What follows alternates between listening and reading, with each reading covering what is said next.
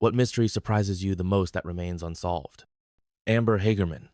A girl around my age was murdered in the town where I grew up. After this tragedy, the U.S. created the Amber Alert System, named in her honor. This system has successfully helped recover many abducted children. In Texas, radio stations collaborated with law enforcement, allowing police to quickly share information about missing children, which was then broadcast to the public.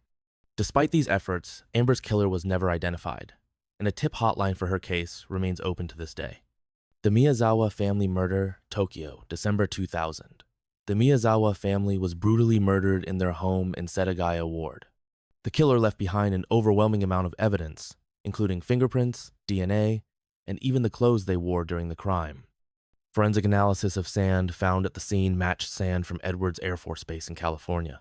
Additionally, the sweatshirt worn by the killer was part of a limited batch of only 120 pieces sold. Despite these clues, the case remains unsolved. In a disturbing detail, the killer even used the bathroom in the house and didn't flush, seemingly mocking investigators. A missing girl from my childhood. A girl I knew vanished without a trace in 1989, when we were about 12 or 13 years old. She was a responsible child, not the type to run away or get into trouble. It's believed she was likely abducted and murdered, possibly by the same couple suspected of killing other girls in the area during that time. She disappeared on her way home from school. Later, her keys were found in a forest, and her backpack was discovered in a nearby creek. Her case is still listed on the FBI's website. The case of Brandon Swanson. Late one night, Brandon's car broke down and he called his father for help.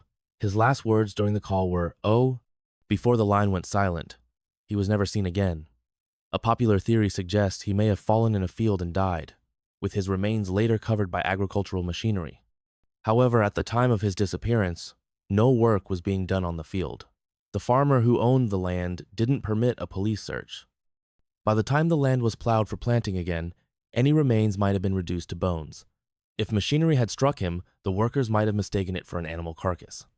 Severed feet on Vancouver Island. For over a decade, severed human feet washed ashore on Vancouver Island. In most cases, it was a single foot, often still inside a shoe.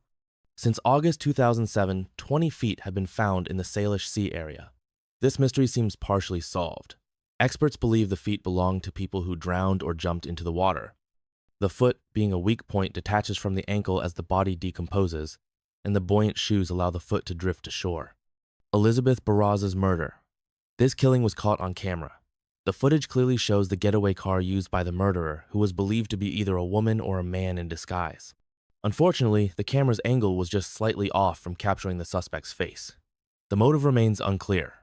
In another strange case, a murderer was caught on surveillance footage leaving a crime scene, but the camera's frame rate perfectly synced with his walking pace. Every frame captured him behind the bars of a fence, obscuring his face. The Isabella Stewart Gardner Museum heist, 1990. The museum still displays empty frames where stolen masterpieces, including a Rembrandt, once hung. The theft itself has become part of the museum's history. Isabella Gardner's will stated that no changes could be made to the museum after her death. If changes occurred, the entire collection would be auctioned in Europe, with proceeds going to Harvard. To comply with her wishes, the empty frames were returned to their original spots after the theft, preserving the museum's layout. Shelley Miscavige's disappearance.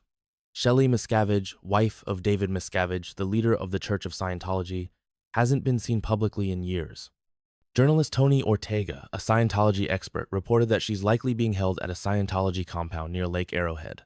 This facility is used to engrave the words of Scientology founder L. Ron Hubbard onto titanium plates for future preservation. Shelley is allegedly isolated and heavily monitored there. While police reportedly contacted her at this location, it's unclear if she is there voluntarily or if she's safe. The Zodiac Killer. Known for taunting police with cryptic letters and wearing a bizarre costume, the Zodiac Killer remains unidentified to this day.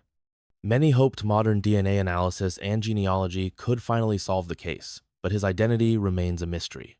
Sneha Phillip.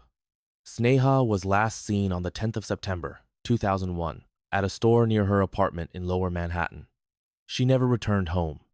While she was later officially listed as a 9/11's victim, there's no direct evidence that she was in the Twin Towers during the attacks. Her family and private investigators fought for years to reopen her case. To this day, what happened to her remains unknown. Jack the Ripper. London's infamous Victorian-era killer is one of history's greatest mysteries. Despite numerous theories, no one can say with certainty who he was.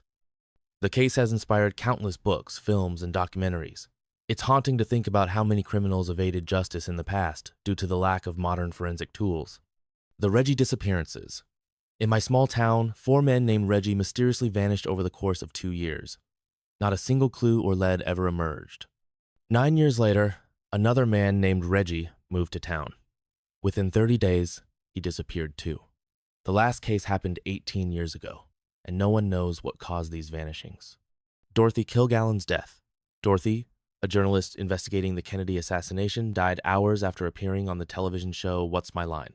She was found in bed, fully dressed and made up, in a room she didn't normally use.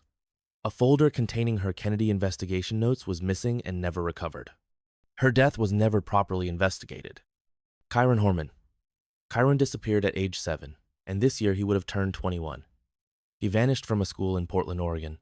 After his case, local schools implemented strict safety protocols requiring prior registration for visitors and background checks for volunteers.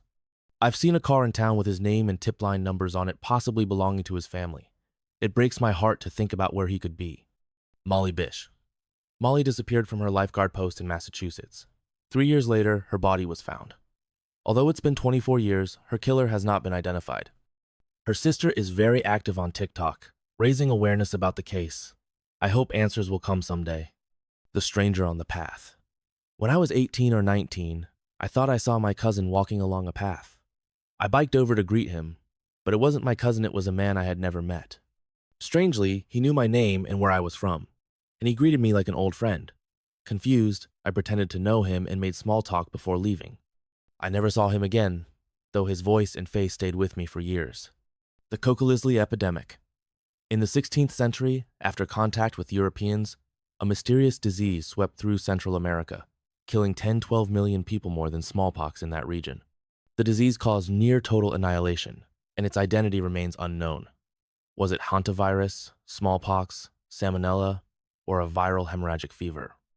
Some theorize it was a harmless illness to Europeans but devastating to a population with no immunity. Thank you very much. For viewing in the comments under the video, write, "What a secret to your surprise?" Still not revealed, and do not forget to see our other videos hugged by now.